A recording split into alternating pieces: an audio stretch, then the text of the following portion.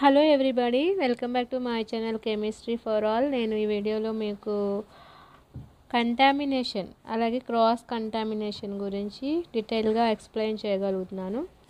Already pharmaceutical ఇండస్ట్రీస్లో work చేసే వాళ్ళు వినే ఉంటారు కంటామినేషన్ అలాగే క్రాస్ కంటామినేషన్ అని. ఇవి రెండు సేమా డిఫరెంటా, కంటామినేషన్ వల్ల మనకి ఎలాంటి డ్రాబ్యాక్స్ ఉంటాయి, అలాగే మనం ఈ కంటామినేషన్ని ఎలా ప్రివెంట్ చేయాలి, కంటామినెంట్స్ అంటే కంటామినేషన్కి మనకి ఎలా జరుగుతాయి, దేనివల్ల జరుగుతాయి అనేది కంటామినెంట్స్ అనమాట. అలాగే కంటామినేషన్లో టైప్స్, ఇవన్నీ కూడా మనం ఈ వీడియోలో డిస్కస్ చేద్దాం. కంటామినేషన్ అంటే ఏంటంటే, మనకి ఒక ప్రోడక్ట్ తీసుకున్నప్పుడు దాంట్లో అన్డిజైరబుల్గా లేదా అన్వాంటెడ్గా అన్ఇంటెన్షన్గా వేరే ప్రొడక్ట్స్ మిక్స్ అయినాయి అనుకోండి, అంటే మనకి ఏమైనా డస్ట్ పార్టికల్స్, గ్యాసెస్, లేకపోతే ఏమైనా స్ప్రేస్ అలాంటివి ఏమైనా మిక్స్ అయినాయి అనుకోండి, దాన్నే కంటామినేషన్ అంటాం. నెక్స్ట్ కంటామినెంట్స్ అంటే ఏంటంటే, ఇవి ఇంప్యూరిటీస్ అవ్వచ్చు, లేదా ప్రొడక్ట్స్ అవ్వచ్చు, లేదా substances unrelated to the manufactured ప్రొడక్ట్కి సంబంధం లేనటువంటి ఎలాంటి సబ్స్టెన్సెస్ ఉన్నా ఇవన్నీ కూడా మనకి కంటామినెంట్స్. అంటే మనకి కంటామినేషన్ని కలిగించేవి, అందులో చేరడం వల్ల, ప్రోడక్ట్లో కలవడం వల్ల మనకి కంటామినేషన్ అవ్వే దానిని కంటామినెంట్స్ అంటారనమాట. Example matter, micro organisms, dust అవి.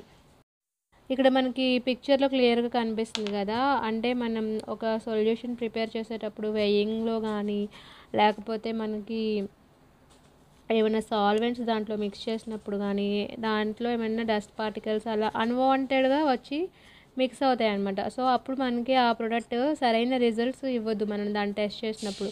సో మీకు అర్థమైంది అనుకుంటున్నాను కంటామినేషన్ అంటే. మనం ముందే చెప్పుకున్నట్టుగా contamination occurs when chemicals, microbial substances or foreign matter or unintentionally introduced into starting material, that is called contamination. అది ఎప్పుడైనా జరగచ్చు, మనకి శాంప్లింగ్ చేసేటప్పుడు, లేదా ప్యాకింగ్ చేసేటప్పుడు, రీప్యాకింగ్ చేసేటప్పుడు, స్టోరేజ్లో కానీ లేదా ట్రాన్స్పోర్ట్లో కానీ ఎప్పుడైనా కంటామినేషన్ జరిగే ఛాన్స్ ఉంటుంది. ఈ కంటామినేషన్ అనేది మెయిన్లీ 3 టైప్స్. కెమికల్ కంటామినేషన్ అంటే మనకి ఇంతకుముందు ప్రాసెస్లో మిగిలిపోయిన ఏమైనా రెసిడ్యూస్ ఉంటాయి కదా, సో అవి కలిస్తే అది కెమికల్ కంటామినేషన్. నెక్స్ట్ వచ్చేసి మైక్రోబయాలజికల్ కంటామినేషన్, అంటే ఏమైనా మైక్రోబయాలజికల్ ఫ్లోరా అవి ఉంటాయి కదా, సో అవి ఏమైనా మిక్స్ అయితే దాన్ని మైక్రోబయాలజికల్ కంటామినేషన్ అంటాం. నెక్స్ట్ వచ్చేసి పార్టికులేట్ కంటామినేషన్, పార్టికల్స్ అంటే like dust, fibres, oil, so అలాంటివి ఏమన్నా ఎక్విప్మెంట్లో ఉండి అవి కనుక మిక్స్ అయితే మన ప్రోడక్ట్తో, దాన్ని పార్టికులేట్ కంటామినేషన్ అంటాం. నెక్స్ట్ వచ్చేసి క్రాస్ కంటామినేషన్లో మనకి స్టార్టింగ్ మెటీరియల్ కానీ, లేదా ఇంటర్మీడియట్ కానీ, లేదా ఫినిష్డ్ ప్రోడక్ట్ కానీ అదర్ మెటీరియల్స్తో మిక్స్ అయితే దాన్ని క్రాస్ కంటామినేషన్ అంటాం అనమాట. ఈ క్రాస్ కంటామినేషన్ అనేది ఎలా జరుగుద్ది అంటే, మనకి ఒక ఎక్విప్మెంట్ సరిగా క్లీన్ చేయకపోవడం వల్ల, not proper cleaning of equipment, అలాగే ఇన్అడెక్వేట్ ప్రొసీజర్, అంటే ప్రొసీజర్ కరెక్ట్గా లేకపోయినా ఎక్విప్మెంట్ ఆపరేట్ చేయడానికి, అలాగే మనకి ఎయిర్ హ్యాండ్లింగ్ సిస్టమ్స్ ఉంటాయి కదా, సో వాటి ఆపరేషన్ సరిగ్గా చేయకపోయినా, వీటన్నిటి వల్ల కూడా క్రాస్ కంటామినేషన్ జరిగే ఛాన్స్ అయితే ఉంది. తర్వాత ఈ క్రాస్ కంటామినేషన్ని మనం ఎలా మినిమైజ్ చేయాలి?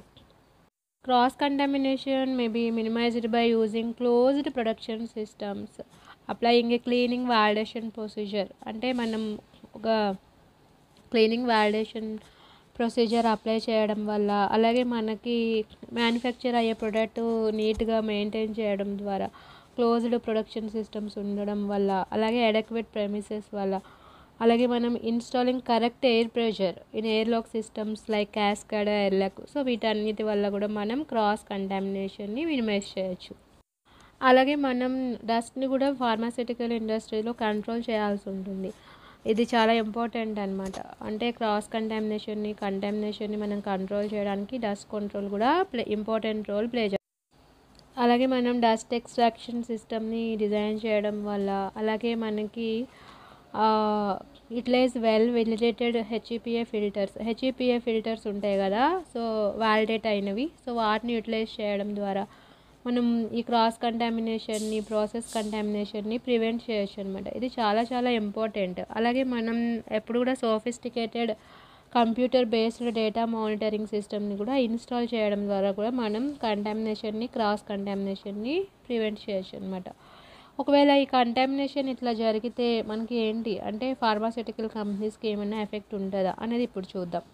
మనకు ఈ కంటామినేషన్ అలాగే క్రాస్ కంటామినేషన్ వల్ల చాలా డ్రాబ్యాక్స్ ఉన్నాయి. అవి ఏంటంటే మనకి ఎప్పుడు కూడా ఇది క్వాలిటీ అంటే ప్రొడక్ట్ క్వాలిటీ మీద ఎఫెక్ట్ చూపిస్తుంది అనమాట. సో అందుకని చెప్పి మనం ఫార్మాస్యూటికల్ మ్యానుఫ్యాక్చరర్స్ ఎప్పుడు కూడా వ్యాలిడేటెడ్ క్లీనింగ్ ప్రొసీజర్ని మనం మెయింటైన్ చేయాలి. అలాగే ఏహెచ్యూ సిస్టమ్స్, ఎయిర్ కాస్కెట్స్, పర్సనల్ మూమెంట్స్ ఇవన్నీ కూడా మనం మెయింటైన్ చేయాలి. సో వీటి వల్ల కూడా మనకు గుడ్ క్వాలిటీ ప్రొడక్ట్స్ అనేవి వస్తాయి.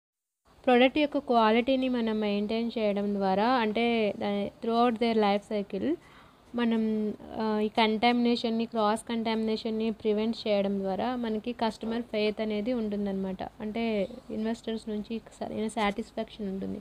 సో అదే కదా మనకి కావాల్సింది. లేకపోతే మార్కెట్ వాల్యూస్ లాస్ అవుతాయి, అలాగే మనకి మనీ లాస్ అవుతాం. సో ఇవన్నీ ఖచ్చితంగా మనం కంటామినేషన్ని క్రాస్ కంటామినేషన్ని ప్రివెంట్ చేయడం ద్వారా మనం క్వాలిటీ అనేది ప్రోడక్ట్ యొక్క క్వాలిటీ అనేది మంచిగా ఉంటుంది. సో దానివల్ల మనకి ఇన్వెస్టర్ నుంచి మంచి సాటిస్ఫాక్షన్ అనేది ఉంటుంది అనమాట. ఇది మనం ఖచ్చితంగా మెయింటైన్ చేయాలి. ఎప్పుడు కూడా మనం ఎక్విప్మెంట్ కూడా వ్యాలిడేటెడ్ అయిన ఎక్విప్మెంట్ని యూజ్ చేయాలి. అలాగే మనం క్లీనింగ్ వాలిడేషన్ కూడా అంటే ఎక్విప్మెంట్ యొక్క క్లీనింగ్ వాలిడేషన్ అలా కూడా మనం మెయింటైన్ చేయాల్సి ఉంటుంది అనమాట. సో దీనివల్ల మనం ఏంటంటే సిస్టంలో ఏమైనా లూప్స్ ఉన్నా కూడా మనం ఈజీగా ఐడెంటిఫై చేయొచ్చు. సో దీనివల్ల మనం కంటామినేషన్ క్రాస్ కంటామినేషన్ కూడా ప్రివెంట్ చేయొచ్చు. సో ఇది కంటామినేషన్ క్రాస్ కంటామినేషన్ గురించి. ఇలాంటి వీడియోస్ మీకు మరిన్ని కావాలంటే ప్లీజ్ లైక్ చేసి షేర్ చేయండి.